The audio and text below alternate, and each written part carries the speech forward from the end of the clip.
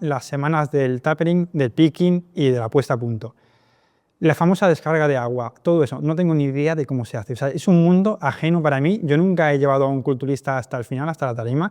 He llevado a gente muy en serio, pero no a competir. Entonces, el tema de la puesta a punto, de rozar esos puntos no saludables que solo puedes mantener durante unos días, no tengo ni idea. Desde el principio, la descarga de agua se hace, ¿no? No es un mito que...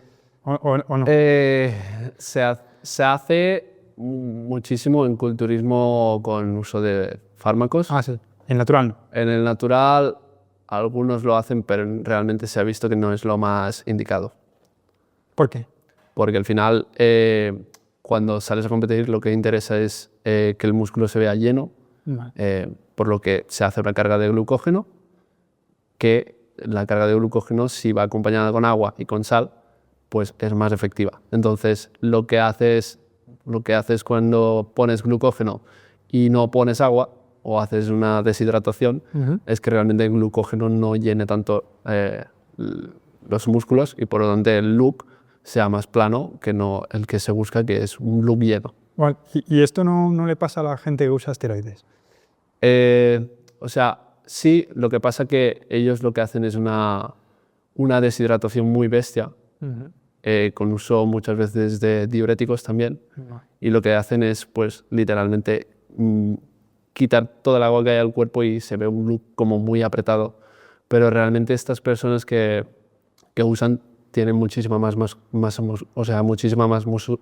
muscular, entonces buscan como el efecto contrario.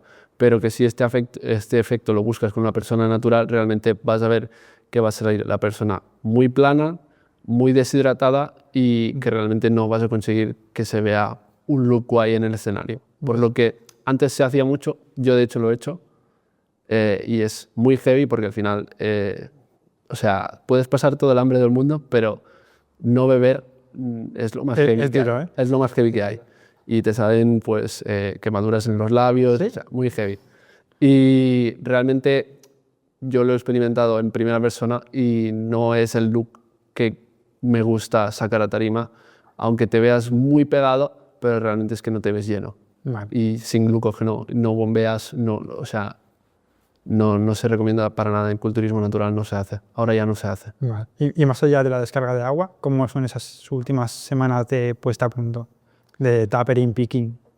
Pues realmente son semanas en las que tienes que tratar de que el trabajo esté completamente hecho. O sea, tienes que llegar con un porcentaje graso perfecto y no querer hacer tonterías, no querer hacer el loco, ni magia, ni querer mejorar el físico por 3, porque realmente lo que vas a hacer es lucir un poco mejor y realmente te va a ayudar a salir mejor a tarima, pero realmente el trabajo tiene que estar hecho. Vamos a ir por partes.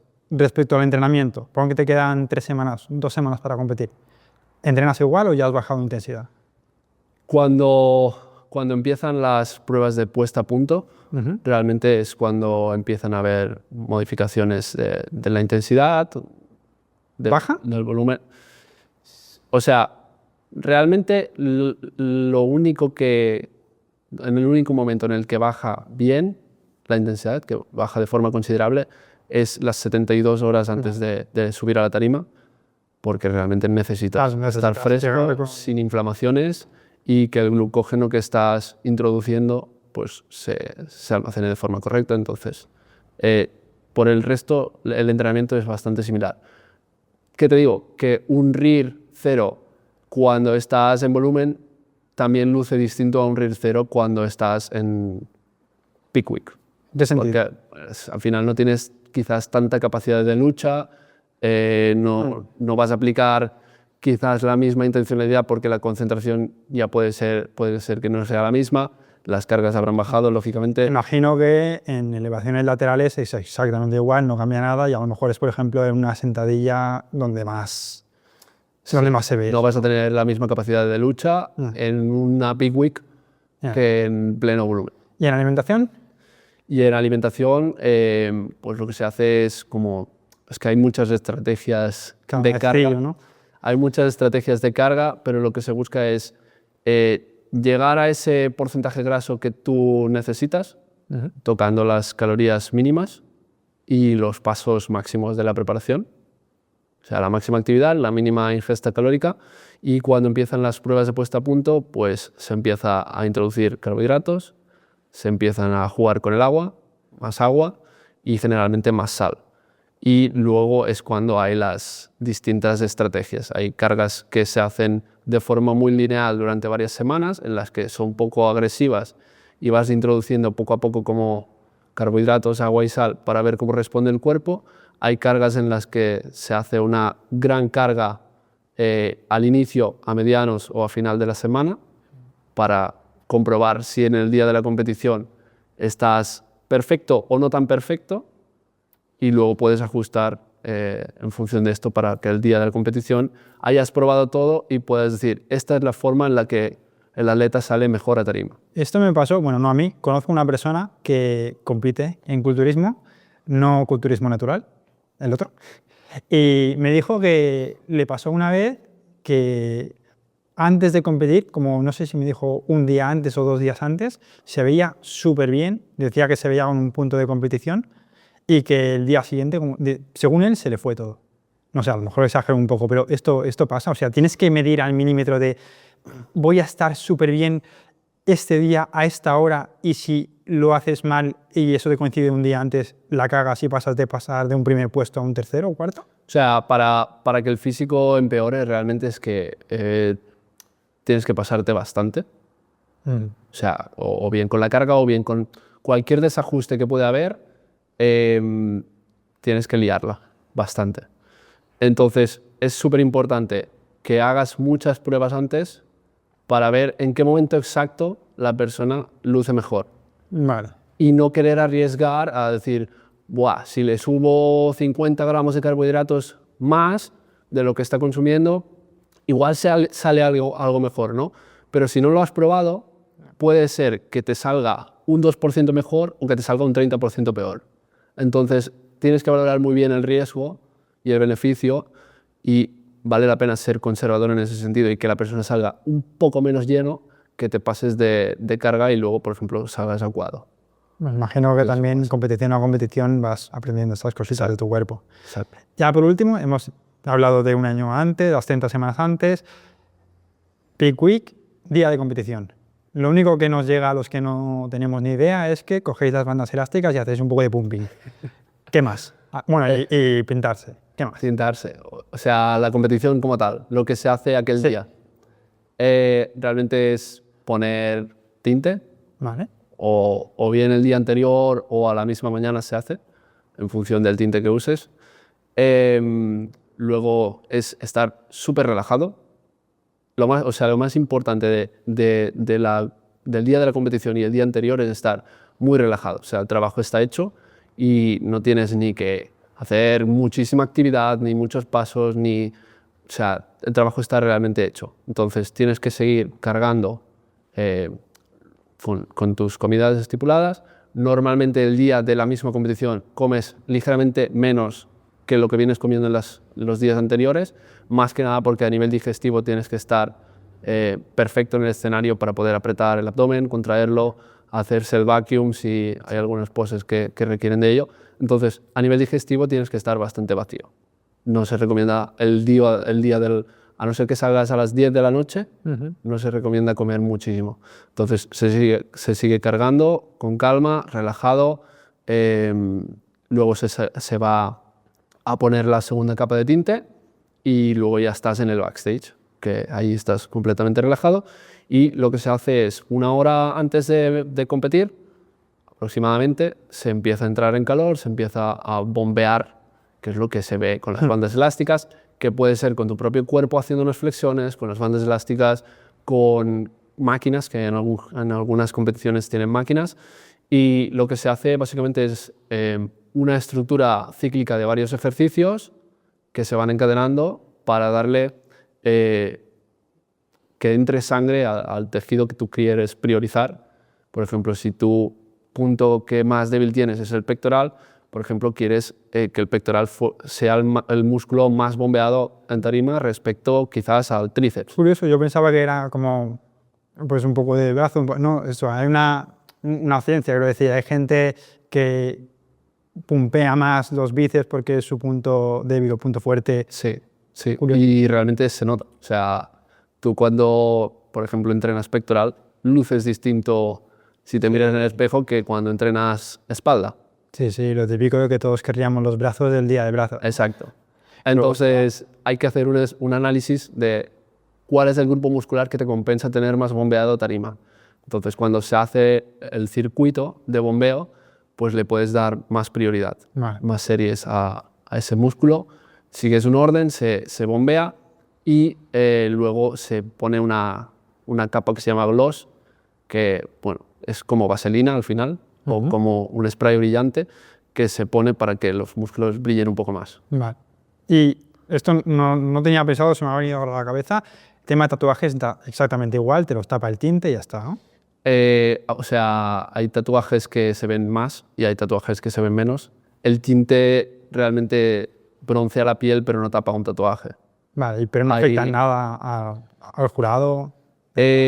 No suele gustar mucho tema tatuajes. Si es algo discretito, no pasa nada, pero si es toda la espalda negra, Vale. puede afectar. Al final Bueno, no se vería igual, ¿no? no se ve O sea, igual. no se ve las formas, a lo mejor, si hay... Puede afectar. Quizás no es algo que te vaya a hacer cambiar mucho de posición en el campeonato, pero sí que es algo que nos suele gustar mucho al jurado. Entonces, hay tintes específicos o más bien maquillaje que se utilizan en campeonatos muy top, como en el Olympia, que literalmente hay pues, servicio de tan, de tintado, que se ocupan literalmente de borrar tatuajes. Wow. Y lo hacen de forma muy precisa y literalmente desaparece. Y en campeonatos muy top se puede hacer, pero no es lo habitual que se vea. Pues, me queda una. Hemos hablado de toda la preparación, pero me he dejado algo. El tema de las poses. No es solo salir a tarima y hacer la pose y ya está. Hay una preparación, hay un entreno de poses. O sea, está el entreno de sentadilla, el de bíceps y el de poses. De lo poco que sé, personas que me han dicho, bueno, personas que compiten y me han dicho más o menos sus rutinas, aprovechan a lo mejor en los descansos del entreno para practicarlas, se acercan al espejo, pero además se hacen, y ahora pregunto porque no lo sé, ¿se hacen sesiones extra de solo poses? Sí. ¿Cuántas horas le dedicas a...? Yo al posing dedico 20 minutos al día. ¿Siempre? Sí. ¿De lunes a domingo? Sí.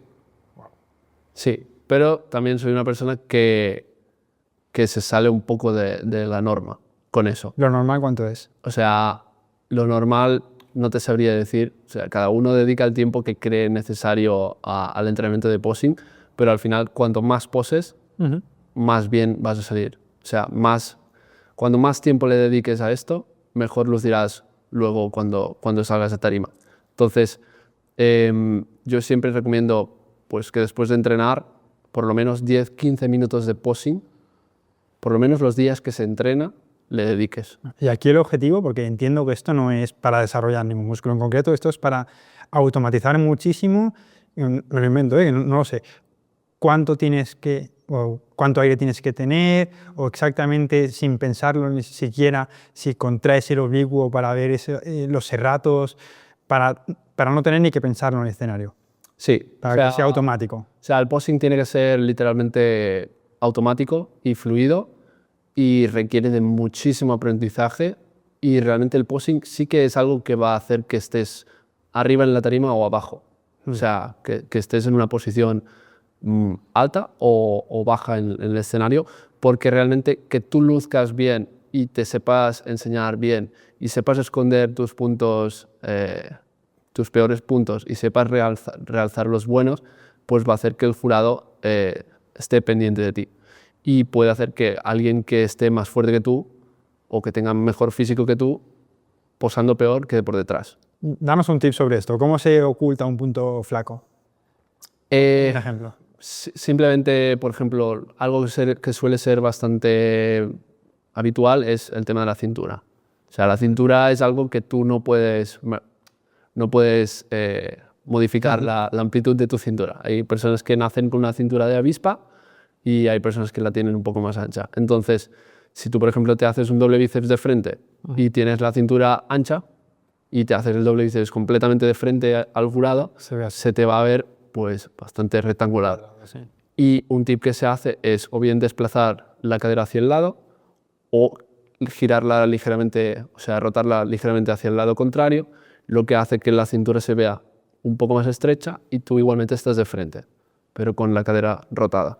Y aquí, por ejemplo, estás escondiendo un punto débil tuyo, que es que la cintura es ancha, por ejemplo.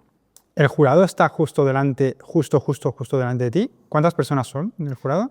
Depende del campeonato. Hay un juez principal y el resto de jueces. Vale. Pueden ser 6, 7 jueces. Si hay 6 personas, no las 6 te ven desde el mismo ángulo. Exacto. Tú ¿Y tienes que posar. ¿Eso afecta? ¿Influye? Tú posas para el juez principal. Tú posas para el juez principal. Vale. Entonces, esto es algo que también es importante trabajarlo en el posing, que es la puesta en escena, es el saber hacia dónde posar, hacia dónde mirar, hacia dónde sonreír, que es, pues, los jueces están un poco hacia abajo, entonces tú no puedes hacer la pose hacia arriba, hacia el público, la tienes que hacer hacia los jueces. Y eso son detalles que mucha gente no tiene en cuenta y que realmente salen a tarima posando hacia donde practiquen, hacia el espejo de su casa. ¿La sonrisa se valora? En algunas categorías sí, en algunas no.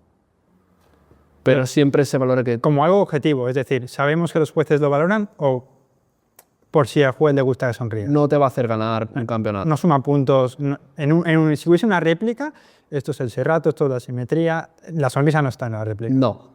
Pero hay categorías muy estéticas, como son, por ejemplo, bikini. Vale. Bikini, que es una categoría, digamos, la más estética. Y ahí sí que se tiene muy en cuenta la puesta en escena, cómo se mueve la bikini, cómo se mueve el pelo, cómo se ríe. Todo esto se valora como un punto de puesta en escena. Entonces, aquí sí que tiene muchísima importancia que la bikini se sepa mover perfectamente en el escenario, sepa sonreír, sepa ganarse el público, sepa ganarse a los jueces. En culturismo puro y duro, que están ahí apretando con todo, no se va a valorar si se sonríe o no. Ahí se valora muchísimo más si hay masa muscular, si hay condición, si se ve buena estructura y no tanto la puesta en escena.